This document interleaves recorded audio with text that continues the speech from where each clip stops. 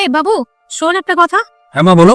শোন না, তোর বাবা বলছিল যে সংসার অনেক খরচাপাতি বেড়ে গেছে, তো তুই তো এখন ইনকাম করছিস, তো কিছু সংসারে খরচাপাতি দে। মা এতদিন তো সব ঠিকই ছিল, আর বাবাও তো আমাকে কিছু বলেনি এই ব্যাপারে। বাবা বলুক বা না বলুক, সংসার খরচা তো তোকে এখন দিতেই হবে। তুই এখন বড় হয়েছিস, ইনকাম করছিস, তাহলে সংসার খরচ দিতে তোর কি অসুবিধা? আচ্ছা, আমি বলছি কি, আমি যতদূর জানি যে তোমার বাবা খুব ভালো এবং অনেক বড় পোস্টে চাকরি করে, তাহলে তোমাকে কেন বলছে যে সংসারে কন্ট্রিবিউট করতে হবে? কি জানি কেন এরকম বলছে, তবে আমার বাবা মা আমাকে অনেক ভালো মতন মানুষ করেছে, আমাকে ভালো জায়গায় পড়িয়েছে লিখিয়েছে, আমাকে এরকম জায়গায় দাঁড় করিয়েছে যে আমি একটা ভালো চাকরি করতে পারি। তো এবার আমার পালা তাদের জন্য কিছু করার। আচ্ছা দিদি, আহ ঘরে আমাদের মোটামুটি মাসে কিরকম খরচা হয়? আমাদের সংসারে তো মোটামুটি